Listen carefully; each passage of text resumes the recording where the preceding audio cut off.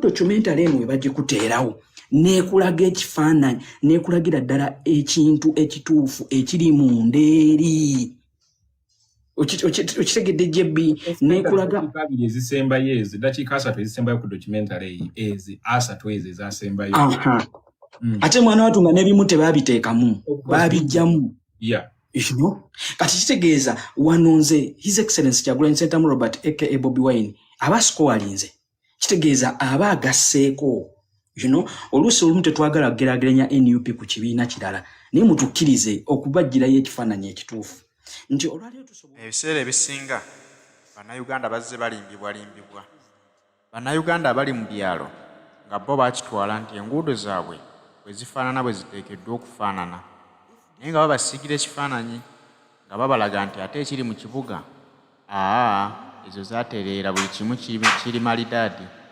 kyewuunyisa nti bw'otuuka mu Uganda olwaleero buli muntu aba yeegomba kutuukako mu capital city yeri Kampala otuuka mu Kampala ne bagamba nti capital city y'eggwanga oyinza obutakikkiriza kubanga endabika ekibuga gye kirabikamu otuuka okwebuuza nti oba bannayuganda tebaagala kusasula misolo nga gavumenti erina ssente zisobola kuteekerateekera abantu kibuga kifaanana bulungi n'olwekyo beebuuza nti emisolo gye tuwa gigasa ki n'ogamba nti osanga kale gikola ku malwaliro nti ebyamalwaliro byo biri bulungi n'otuuka mu malwaliro ng'ate embeera eriyo nayo yennyamiza nti abalwadde waakiri babulwa n'obutanda kwe balwalira babulwa n'eddagala erisookerwako lyosobola okugamba nti omuntu waakiri agenze mu ddwaliro yalina essuubi nti ajja kuvaayo ng'awonye n'ogamba nti oba amasomero go waakiriko otuuka mu masomero ga gavumenti toyoya kutwalayo omwana wo kubanga buli kimu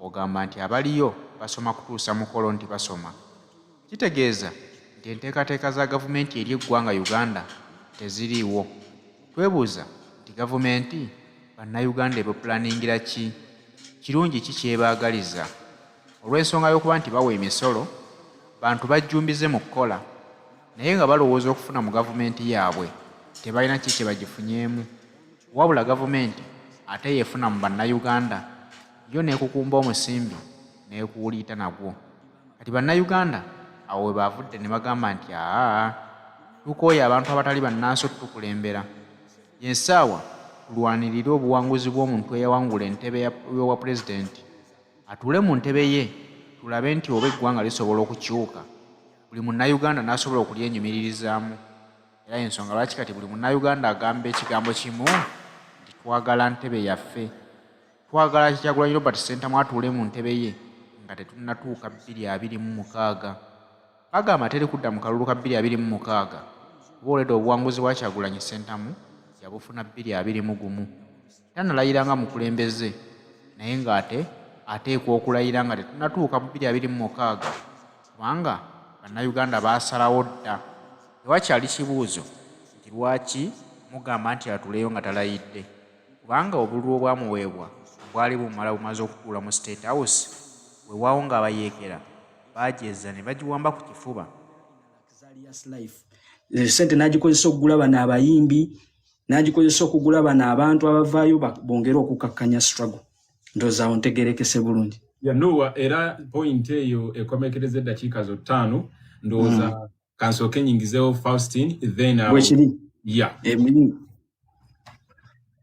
Masaba gy'oli bulungi mumpulire baganda bange tukuwulira bulungi first and foremost njagala okwebaza bapanelisti muganda wange Mosh otemyetemye bulungi ensonga nange kenyini mbadde wano nga mpandiika omanyi naffe naddala ffe abatatuuka munda tujja ne twogera ensonga nga tetumanyi nti waliwo ne structures bwe zityo webale kutusomesa nange nina byenjize ng'omuntu njagala okwebaza muganda wange n'owamutwe submission gy'akoze ngenda kwogera ku bintu bitono nnyo bwe mbadde mpuliriza muganda wange n'owamutwe agenze n'ayogera ku kigambo kya documentary omanyi jabi muwonge waliwo propaganda mungi ku gavumenti ya Museveni eno omanyi Museveni ono nga Obuyinza yakozesanga propaganda naye nga talina bantu nga abaliwo asobola basigira propaganda we n'anoga bulungi naye ate teyaliko bukakafu documentary eno gye mulaba efuuse ensonga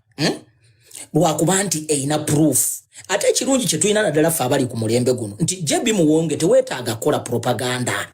Eno gavumenti evunze, eno gavumenti ewangadde, teyeetaaga na muntu kola propaganda.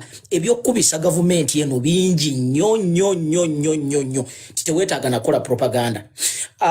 Waliwo ensonga, first of all, bwe tudda ku nyenda kwogera ku mukulembeze wange Kyagulanyi wa mukulembeze w'eggwanga His Excellency Robert Kyagulanyi Ssentamu, butuufu tukkirize tugaane. There has never been a busy president alwanyisa mukulu Museveni. Siganyi.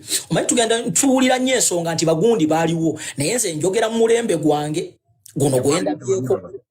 Nze saagala kwogera ku birimbu, simanyi twasuula ebitooke twakola ki.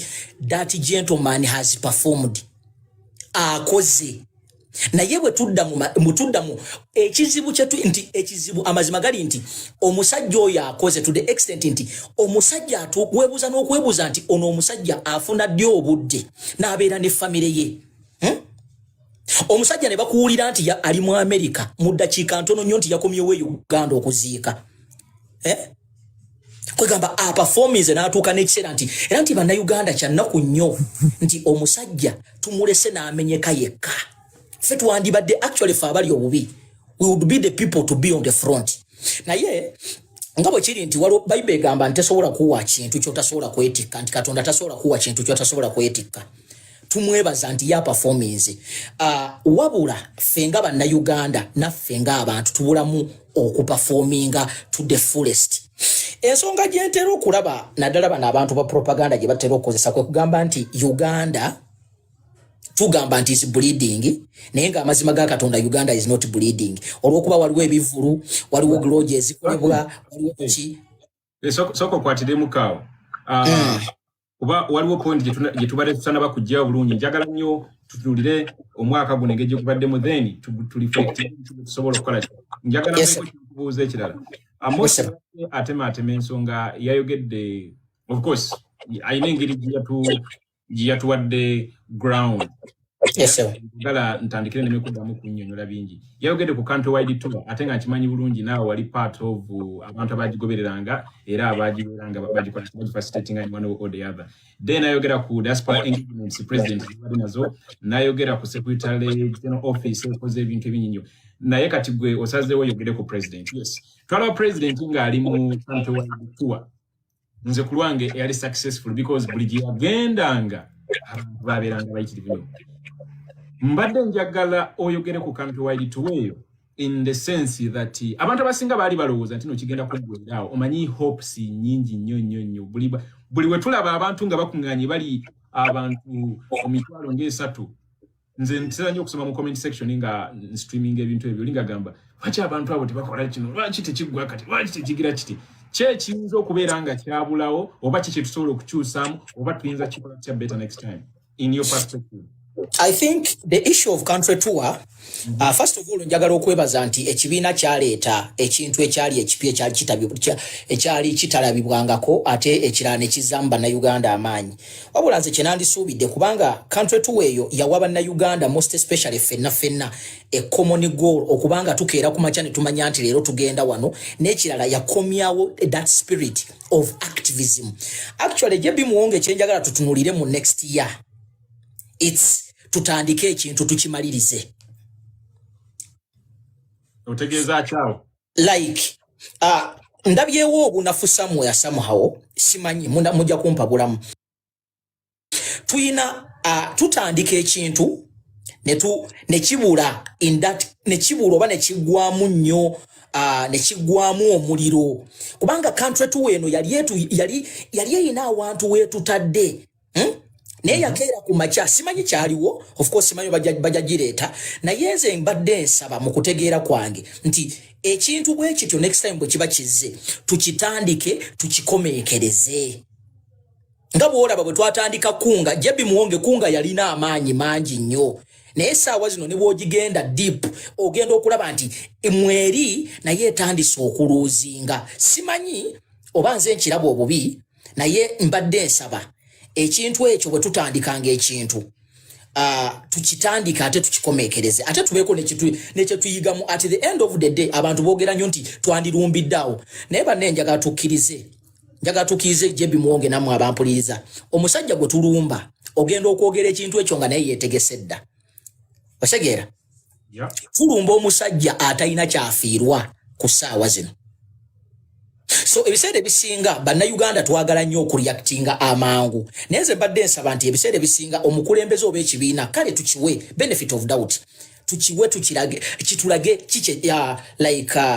kike tuzaako mpozi n'ekirala nga sinagenda wala eno point mbadde njagala njogereko era njagala nnyo muganda wange Jebi Moshi engeri gyakola ku secretariat oba n'awalala tulina obuzibu bwa information ebiseera ebisinga naddala abantu abatali Uganda wabeerengawo enkola kuba katugenda kuwa solutions nekye tusuubira batuwengayo time bajje boogerengako n'abantu most especially abatali Uganda bafune the real sense of kiki ekigenda maaso because n'ebiseera ebisinga bw'otunyana bino ebintu ebituyombya. Yes. Eyo point nkulu nnyo ati engeri gye wawulidde bulungi Moshi ng'atema leadership structure but very specific bantu ki boyagala baberenga bajja nga ba addressing ensonga ezimu once in a while be specific. Nze nsubira nti n'omukulembeze asobola okujja once in a while because let me tell you tufuna a lot of controversies here ne tubanga tetulina guidance osegeera twetaaga nnyo omuntu kwegane tufuna omuntu atubuliefinga because omuntu bw'obeereyo somewhere otandika okusuubiza n'ekintu ekitaliiwo ate n'omulabe waffe akozesa nnyo advantage eyo nga tuli idle oluusi osegeera so we need that touch nti tufunenga briefing osegeera wabeeyongawo kale ekibiina kiyinza okutwala kigaa nti kakati oba buli mwezi nga guggwako tugenda kuba tuba briefinga we know what we are dealing with tubeere ne program etugenda kutambula tutya. Ate press conferences nganda bekyo kijiranga mu press conferences Jebi Muwonge press conference yanjawulo muuko n'oku addressinga tubeere ne department nti tugenda ku addressinga specifically tuwogereko n'abantu kubanga kankubulire waliwo omuntu ajja first manyi lwaki ankupressinga nnyo kweyo issue omwami ono yatutemedde bulungi structure nakuwa administrative front nakulaga bulungi President's office byekolo bimanyi bulungi Secretary General office byekolo bimanyi bulungi for wing byekolo bimanyi bulungi organization coordination and party building byekolo bimanyi bulungi gundi zonna eziri under that youth wing local governments n'ebisigadde byonna obitegera kati point eno enyini kuba njagala obudde bwo mbadde njagala obere specific ng'ogyeko president bantu yagala bavengayo batuwe all those departments oba bakomiti specific department esobola okukwasaganya ensonga eyo. Nedda nze Jebi ngenda kusaba bwendi tuyinza okufuna katugeze ne bwaba secretary general ne bwaba spokesperson ne bwaba deputy we what I'm trying to Jebi Muwonge n'ensonga togibuusa maaso the moment abantu bafairinga okutegera kubanga ku ground kuliko abantu ngajja kujja ayogera ekintu a confusing abantu abatali ku ground twetaaga abantu bavengayo wabaawo obu controversies obutono wabengawo omuntu ajja guidinga. That is what I'm trying to put around here. We need that guidance. Kumanya. Katono. Yes. Jebi. Pamuka supplement katono eri muganda wange Faustin. Yes. N'abatuuliriza. Moshi yagezezaako kumenyera administration eno. Olowooza ensonga lwaki yakikoze nti bannaye tweteeke mu bigere nti tuli kibiina ekiruubirirwa oba ekirwana okulaba nga kikulembera eggwanga. So tweyigirize ekintu ekiyitibwa leadership. Tukyeyigirize nnyo. Ntulwaleero Bobi Wine goyagala je addressing ensonga ku online kuno. Linda katono first ngenda kugirayo ekintu kyo. Nti aje addressing ensonga kuno ku media. Ekyo tekigenda kusoboka. Lwaki Jebi? Nti kitegeeza ogenda kuwa omwaganya eriba propagandists bano kubanga nabo lyetteeke lye bakozesa okulaba nga bayisaawo ebyabwe. Naye olwaleero ekitebe bwe kiba ne pressure kyetwandisabye wano nti at least mu week ekitebe kibengamu ne pressure 2 okiwuliriza Jebi nti kati kiri eri munnayuganda ddala munnankyukakyuka okumanya nti mu weekend wagenda bayo pressure olunaku oyo tugeza ng'olwokubiri oba olwokutaano mbeerewo ku pressure kati zino ensonga zino zonna zimwemulugunyako zi addressingibwe ku press conference Lwaki nti tumanye nti ekibiina kirina aboogezi baakyo abatuufu abalina okwogera. Tukenegga mu lw'okuba oli ajja ku kibiina ayambala t-shirt n'akakoofiira nti oyo agenda okwayogera aba akiikiridde NUP. Okiwuliriza muganda wange Faustin. Nuwa mutwe. Masaba ne mukulu Jebye. This is what ekibiina kino kyekigezaako. I understand frustration ya mukulu Faustin. Gamazima waliwo communication gap. And it is sigament in Sobi. Na ye muchimanyi, one of the reasons ebi sala speed ya fechili chimu, leakage ya information. And programs, every time we roam, kwegamba retugeza kokola communication eri thala. Okusokera dala information ebera twisted.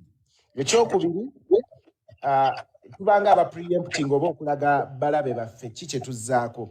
But solution ekibiina gye kibadde kitaddewo oba gye kigenda okwongera okugaziyamu kwe kulaba offices zino ziba multiple but at the same time very easy to access. Okugeza mukulu Masaba waba ayina ensonga gyandyagadde okumanyako in northern Uganda, in western Uganda, in a particular department about a particular forthcoming activity ng'ayina omuntu gw'asobola okutuukirako mu bwangu n'amuwa that relevant information.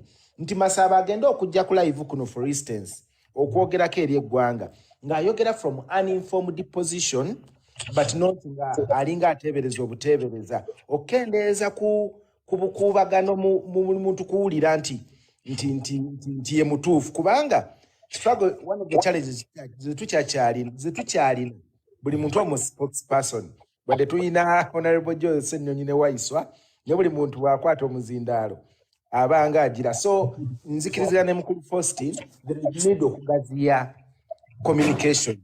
Thank you very much. All right.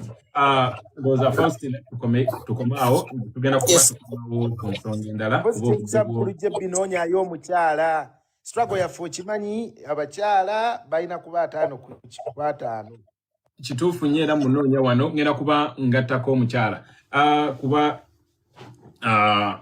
abakyala beetaagisa nnyo wano. Kansooke mmale Masaba webale nnyo submission yo. Nga situnnaba kugenda ku Mwami Umaru twegattiddwako munnaffe okuva mu diaspora leadership structure era nga agenda kuba anyonyi engeri gye tuli ku administrative front ey'enkyukakyuka eno gye tuliko tujja kuba twetaagisa okutunulirako ne mu diaspora as a block okulaba biki byekoze biki byeriko biki byetusobola okyusamu and that kakati ndowooza katugendeko ewa Umaru naye atemeteme ensonga zino mu dakiika nga 5 banaye neyanziza okumpa ku chance eno omusajja Moshi wallahi mbadde simumanyi era mulabidde wano olunaku lwaleero naye akaseera ke mulabyeko ali listenable kwegamba bwayogera oba oyagala ayogere ali informed Uncle Nuwa Masaba yetumanyi okubeera naye wali eri nenze kyensobola okugamba kyokka si bingi nnyo nti tulina wingi gye tuliko fenga nze nja kwogera ku wingi nze gye ninga azannya mweno gundi nti waliwo obunafu obuliwo nti buli omu aleeta ndowooza ye Segeera twetaagayo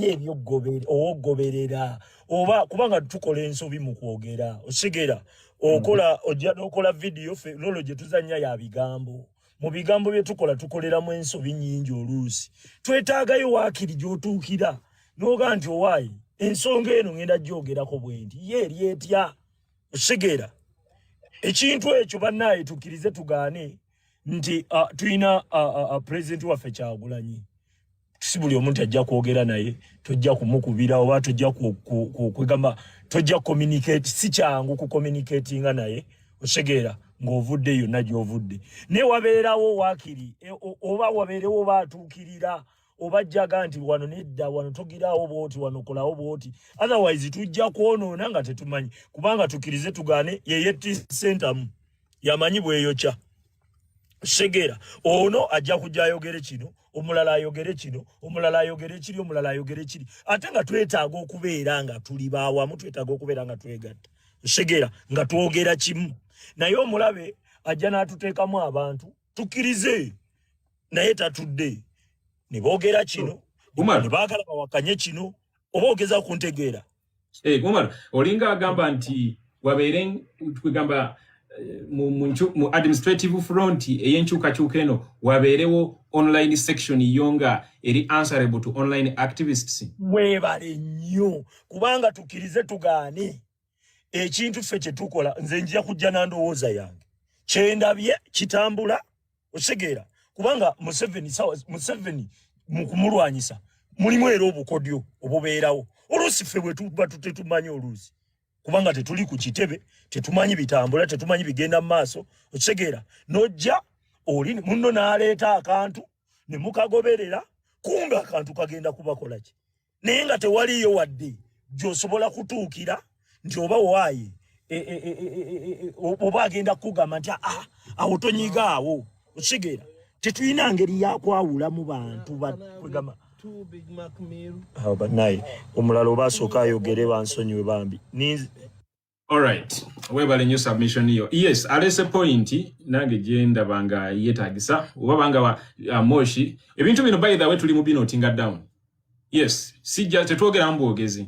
Bigenda kutuuka yomba kula ate nabo babira bakwe bali kuno babira. So artist bagenda okutereza mbajja bitereza libana asobola bajja kuzola okukola ki. Obutikitiki asatu okka mukulu JB. All right. My role at the secretariat, I'm a coordination assistant. Kitegeeza like ngenda mu departments nyingi ngatawo nnyo. Era lakuba saagala nnyo okufula number yange public, but at the same time netaaga number ya struggle so that I can become public.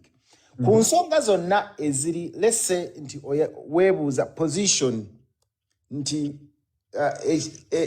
ekibiina kiyimiriddewa ku nsonga eno. Mba nsobola okwebuuza ku office eri relevant nenkuwa okuddibwamu. Era some of you wabadde abantu secretary general bansindikira nga bamu bava ku TikTok eno. Moshi.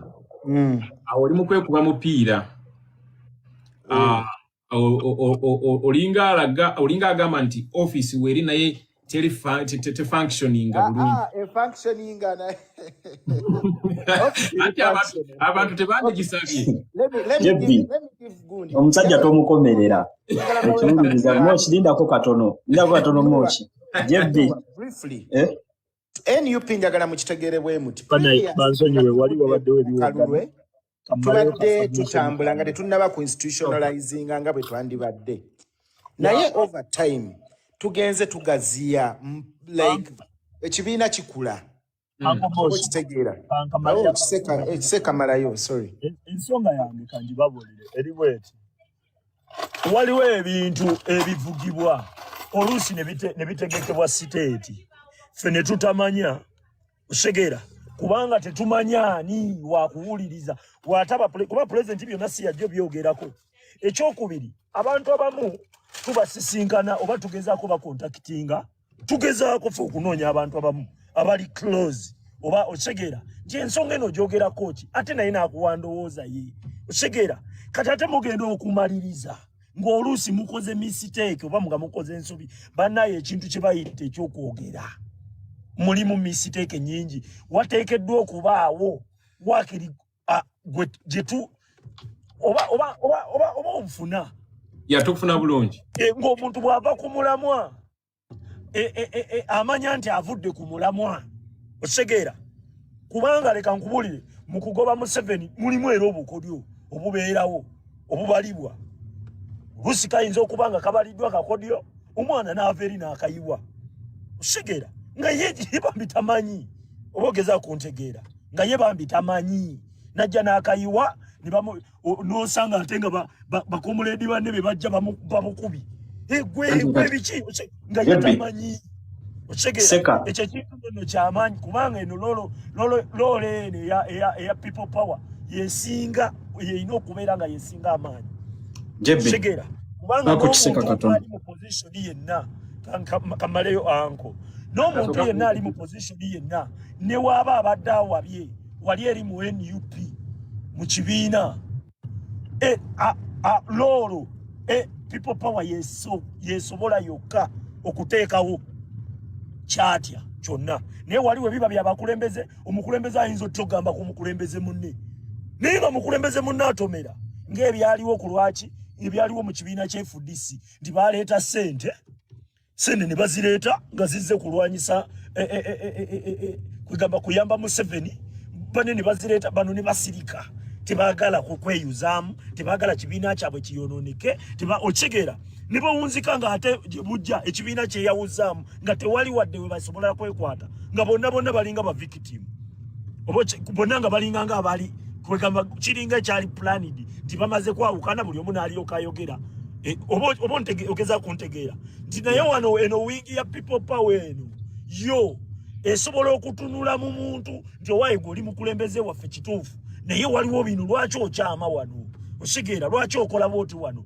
naye oluusi kayinza obba kakodyo ng'omukulembeze akoze kakodyo osigera omwana ye n'akiraba nga kituufu kyalabye osigera kati nga tewali wajja mugamba nti wali kali kabadde kakodyo kubanga tukimanyi bulungi mulimu abali muffe nga naye ekituufu si batuufu yes nga wonnalabawo munansonyiwa nze ndi open nga Bedi Bwanika osigera nze ndi open nga Bedi Bwanika wamulaba engeri gye yatambuzaamu empikize osigera kati gwe kaba kakodyo nze nja kuva eri mukube osigera mukube kubanga nze ndaba akyama osigera kati kyetaagayoko wingeyo nga bwa live ye kubanga nze omuntu gwenzikiririzaamu 100% oyo mukulembeze yes mukuba mu kituli n'ekimu era sidisikasinga ku decision ze sibiteesa nako mbw ate kati wano yasazeewo atya wano yakoze atya osigera wabula abamwetoolodde bonna ffe tulinganga nga boze kubanga Museveni akyasobola okutega omuntu yenna akumuliraana oluusi nga ye tasobola kumwejjako osigera nga winding up nga sinakubuuza kibuuzo kino nuwa abadde akiraka alina ka interjection kakolamu nuwa jebbi muganda wange Kiseka alitidde ddala ensonga akanfuna chance eno muddemu muganda wange Kiseka njagala weetwalire mu kiti nti oli mukulembeze toli mukulembeze nti oba ali appointed by His Excellency Kyagulanyi Ssentamu Robert oba ne NUP leadership naye muffe nga bannankyukakyuka ba revolutionalist ba activists olwaliro Kiseka bwokeera ku makya n'ogamba oli geno kitegeeza nti gw'oli musukkulumu ku banno abalala lwaki nti olwaliro Kiseka ogenda n'oyogera ensonga n'ofuna abakukkiririzaamu bagamba nti Kiseka bw'ayogera kino Kiseka mutuufu lwaki bakwesikira bakimanyi nti kyoyogeddeko okikozeeko research okikozeeko okunoonyereza Machas tutuma abakulembeze baffe baveeyo baclarifyinge ku nsonga ezimu naye olwaleero Kiseka mu kiti ky'olimu nze kiti mwendi si kwewa nti twewa buyinja naye at least tulina access esobola okugwa ku bakulembeze abamu naddala mu kibiina offices ez'enjawulo nti kyovula Mosha azikumenyedde wansi wali naye olwaleero muganda wange Kiseka bw'ovaayo n'ogamba gwe weesiga Kyagulanyi yekka His Excellency Kyagulanyi kubanga tukize ffenna tumwesiga naye ate naye alina leadership gy'akera ku makya n'atulondera okugeza ng'eya secretariat offices n'azikumenyeramenyera kitegeeza nti olwaleero oba ogamba nti His Excellency Kyagulanyi Ssentamu Robert yekka gw'owulirizaamu ate nga waliwo ensonga ezimu Bobi Wine z'atasobola kujja n'azoogerako nga tekimwetaagisa kitegeeza olwaleero Kiseka ogenda kutya okutuuka ewa Moshi mu office ya Moshi ate nga Moshi leader osobola omutuukira n'omwebuuzaako n'akuwabula ogenda kyotuukayo oyogedde bulungi naye tulina challenge eriwo eti kyabakulembeze baffe oba obukulembeze abantu bangi balina endowooza zaabwe nga tebazijjaayo ku media n'ogenda omutuukirira n'akutumiza zebaali bantumizaako sigera waliwo n'ebintu ebibaddewo oba ebiriwo nga nasooka bibuuzabuuzaako ku bantu mmanyi nti nakugamba nti osigera ne mugenda mu maaso ogenda owunzika nti ate eri ogenda oli ajja kuba bukubi naye nga kyakkubira wagezaako n'okwebuuza kati nze kyekyo kyenkugamba leka nkubuulire nze ensonga lwaki omukulembeze yekka gwenja okwesiga kubanga yakwatiridde omuli gwaffe weŋŋamba nti sijja nti wano naye nti simwesiga oba mubuusabuusa nteeka okuba nga nina gwendeesa omulala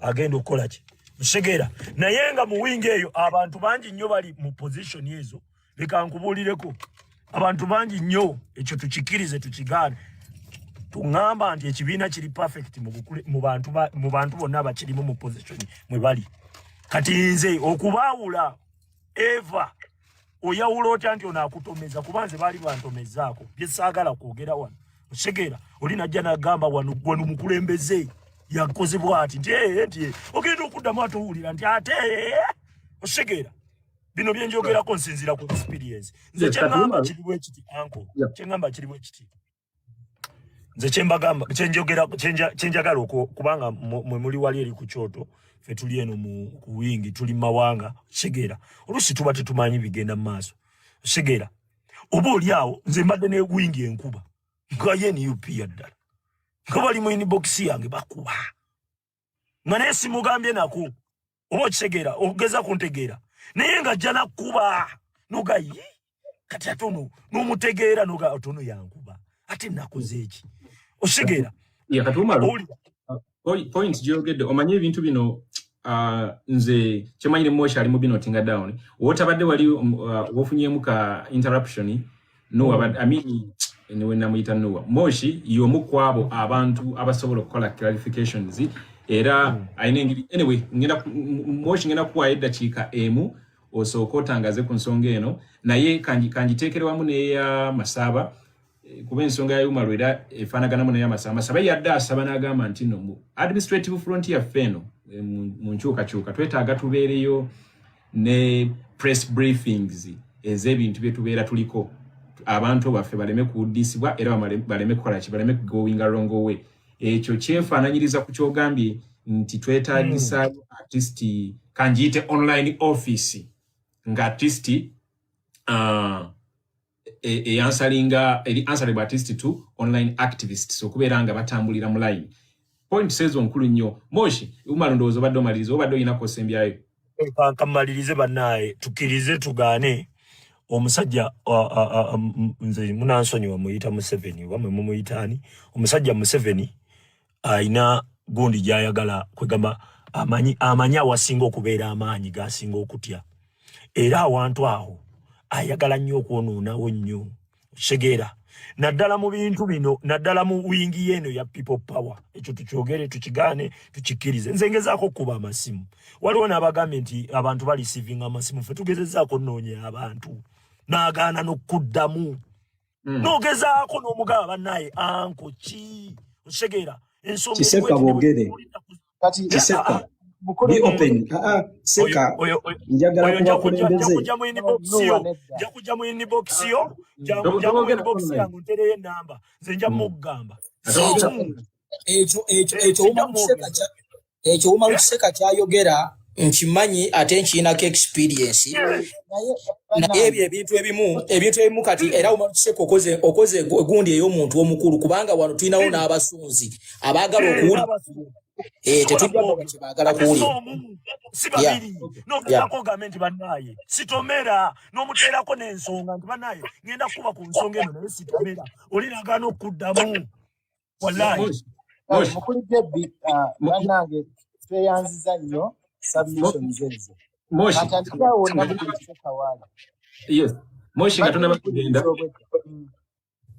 Moshi wanji mbadde njagala otunuulire ensonga ya Faustin n'ensonga ya Umaru eringa nti there is some wide gap between communication from the side of online activists and the administrative wing so cause fusing ebulungi era link jeyo osobola okulaba nti nno briefly nze kati mwami Kisekoyo kamugamba agende mu inbox ye nze kenyini namuweerezaako message like a week ago nga njagala ku reaching out waliwo ebyaliwo awo nga mmanyi nsobola okubaako guidance gyempa naye teyanziramu kale ne ngamba ndowooza ali busy nenkireka ekintu ekyo kiri two way forward like kiso kya bwogi bubiri abakulembeze kituufu oyinza okuba mutuukira n'atakuddamu naye kati kambabuulireko mwennanga we muli ku gundi ku panel eno all of you are leaders.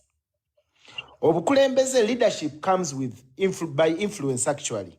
Obukulembeze bujjana kubanga you influence. The moment you become influential, what? oba ofuuse mukulembeze naye ekizibu ky'okufuuka omukulembeze kiri kimu kijja n'obuvunaanyizibwa ku bikolwa byo ku bigambo byo ku njogerayo ku ntambula y'enneeyisa nze nyina emirundi mingi gye ntypinga Facebook post nga mpulira njagala kusabula njogera omutima gwange kye gwagala ne ngideriitinga ne nga naye kuleki bulungi lw'ekifaananyi ekinene kino kankirute njagala sooka kutereeza bino debate eno njagala from our perspective from what the president has kept teaching us people power ne NUP bannange kyekimu tulekerawo okugamba nti ono NUP ono wa people ekyo nkiddamu people power ne NUP bye bimu lwaki tuyina the same address tuyina the same leaders these are facts kati wano sogera like ndowooza si opinions